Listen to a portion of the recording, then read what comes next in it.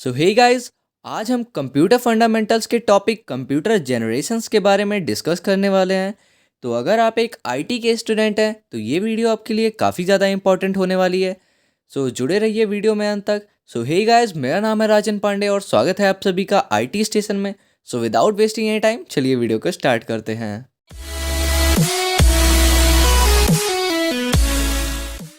So guys, आज की video में हम 5 टॉपिक्स डिस्कस करने वाले हैं। तो सबसे पहले देखेंगे कंप्यूटर जनरेशन क्या होता है, एंड उसके बाद हम पांचों जनरेशन्स को ब्रीफली डिस्कस करेंगे विद देयर कैरेक्टरिस्टिक्स। तो चलिए सबसे पहले देख लेते हैं कि कंप्यूटर जनरेशन क्या होता है। So generation in computer talks provide a framework for the growth of computer industry based on key technologies developed.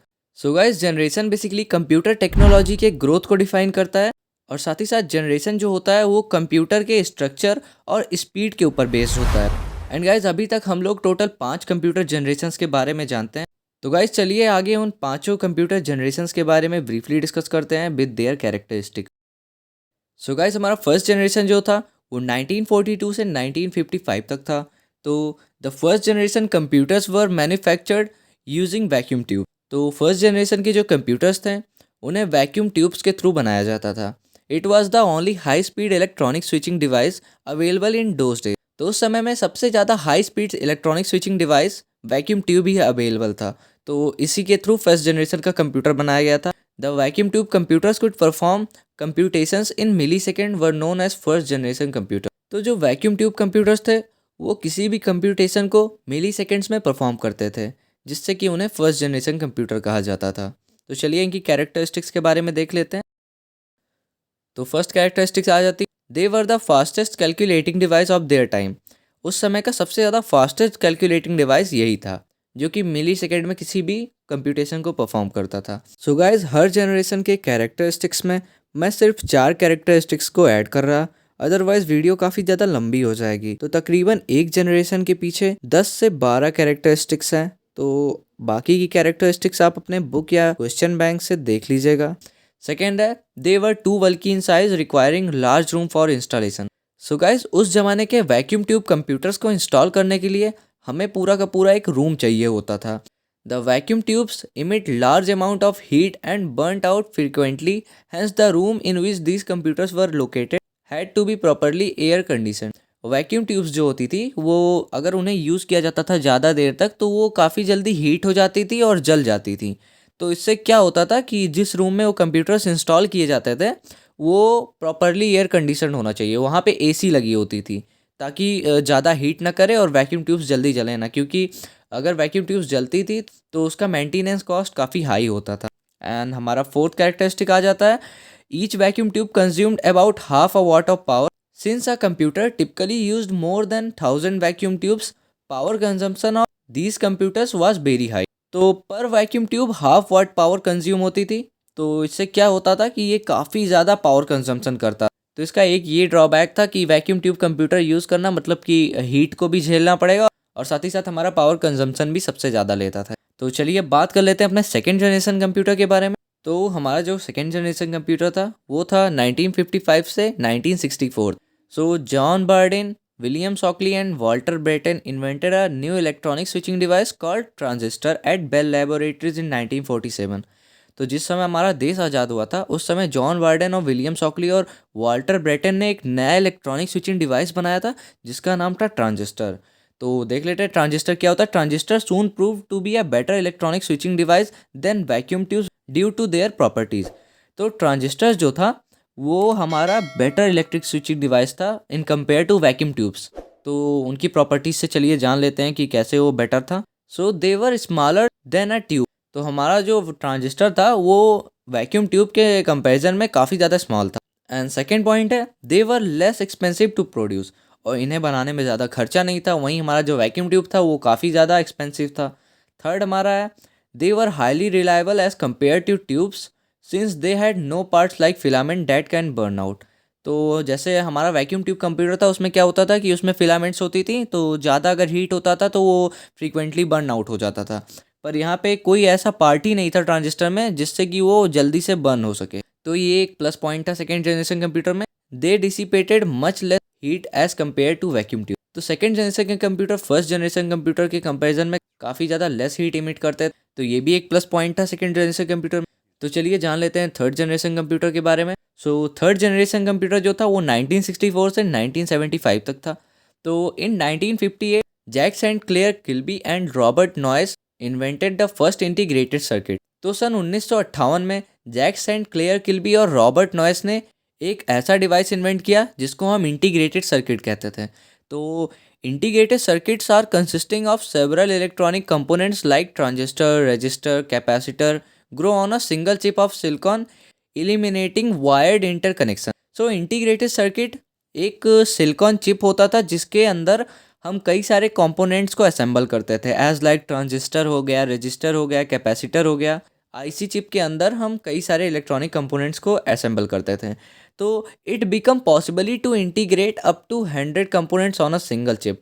तो थर्ड जनरेशन में हम एक इंटीग्रेटेड सर्किट पे लगभग 100 कंपोनेंट्स को असेंबल कर सकते थे, और इस टेक्नोलॉजी को हम बोलते थे एमएसआई, मीडियम स्केल इंटीग्रेशन। तो चलिए अब कैरेक्टरिस्टिक्स देख लेते हैं थर्ड जनरेशन की। तो फर्स्ट कैरेक्टरिस्टिक निकल के आता है कि they were most powerful than the second generation computer, they were capable of performing 1 million instruction per second. तो थर्ड जनरेशन कंप्यूटर जो थे वो सेकेंड जनरेशन कंप्यूटर के कंपैरिजन में काफ़ी ज़्यादा पावरफुल थे। ये 1 सेकेंड में तकरीबन 1 करोड़ इंस्ट्रक्शन को परफॉर्म कर सकते थे। सेकेंड पॉइंट है हमारा, they were smaller than the second generation computer requiring smaller space.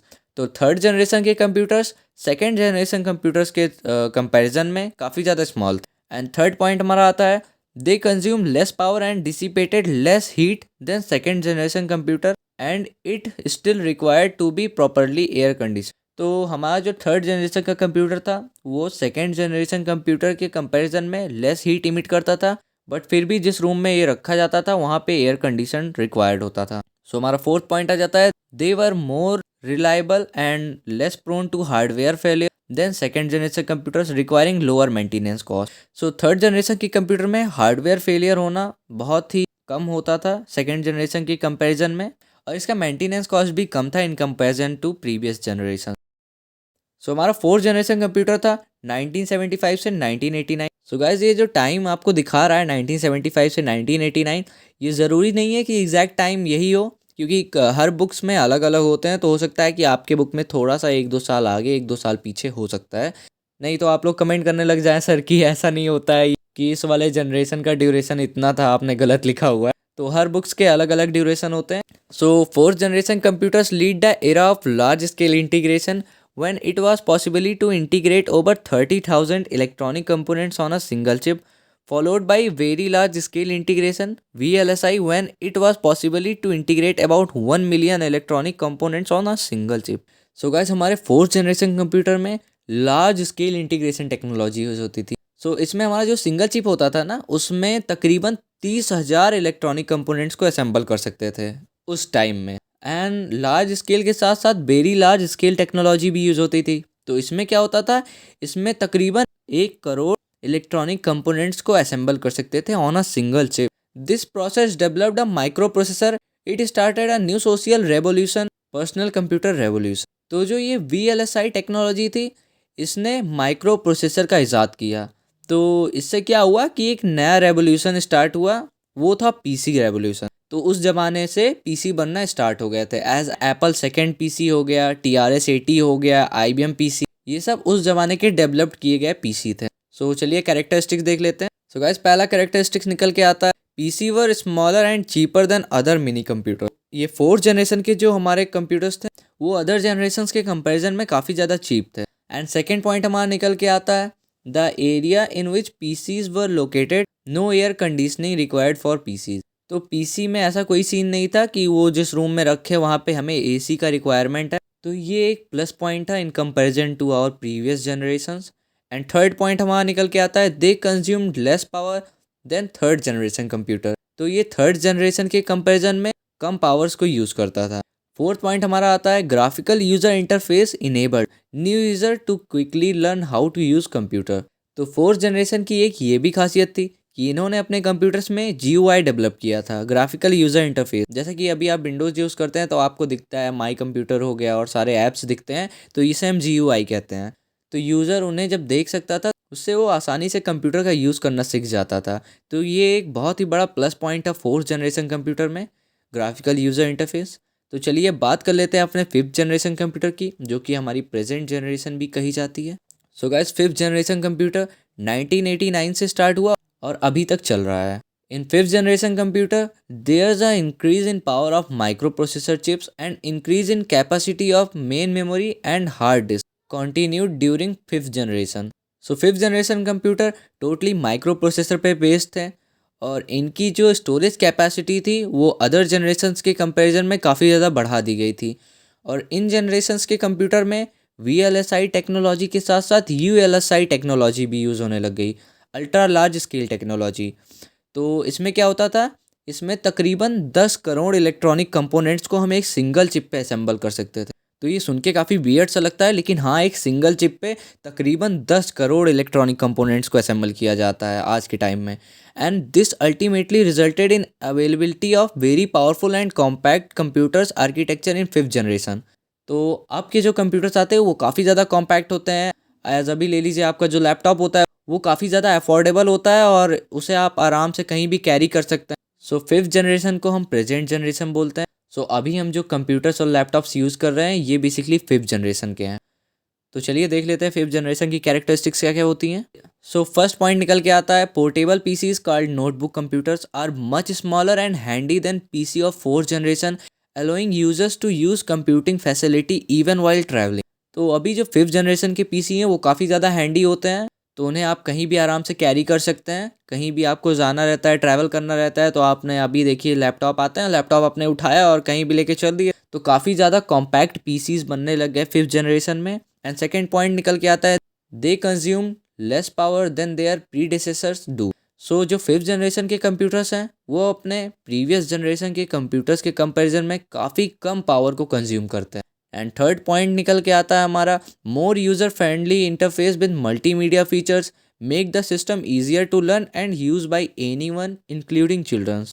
So fifth generation के जो कंप्यूटर्स हैं वो काफ़ी ज़्यादा यूज़र फ्रेंडली हैं। अब के कंप्यूटर्स में मल्टीमीडिया सिस्टम्स भी दे दिए गए हैं जिससे computer easy to use and easy to learn हो गया है। एंड फोर्थ पॉइंट हमारा निकल के आता है, they have faster and larger primary and secondary storage as compared to their predecessors. तो जो हमारे पहले के कंप्यूटर्स थे उनके कंपैरिजन में फिफ्थ जनरेशन के कंप्यूटर की स्टोरेज और कैपेसिटी बहुत ही ज़्यादा होती है। एज अभी देख लीजिए आजकल के कंप्यूटर्स जो आते हैं तो उनमें 8 GB RAM, 16 GB, even 32 GB तक के रैम्स आ जाते हैं। और एंड स्टोरेज कैपेसिटी के लिए SSD भी काफ़ी ज़्यादा आजकल ऑप्टिमाइज्ड रहती है। तो फिफ्थ जनरेशन कंप्यूटर्स की स्टोरेज कैपेसिटी काफ़ी ज़्यादा थी in comparison to previous generation. And fifth point हमारा निकल के आता है, newer and more powerful application including multimedia and internet based application make the system more useful in every occupation. So fifth generation मतलब कि प्रेजेंट जनरेशन में हमें computer के सबसे पावरफुल एप्लीकेशंस जो कि सिस्टम को काफ़ी ज़्यादा यूज़फुल बनाते हैं किसी भी ऑक्यूपेशन में। तो all over fifth generation was the best generation till date. So guys, अगर वीडियो थोड़ी भी हेल्पफुल लगी हो तो प्लीज़ वीडियो को एक लाइक करना, क्योंकि आपके एक लाइक से काफ़ी ज़्यादा मोटिवेशन मिलता है।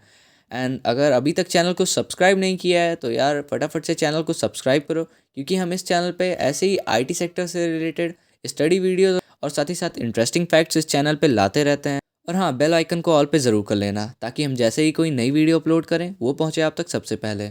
सो मिलते हैं नेक्स्ट वीडियो में, तब तक के लिए गुड बाय।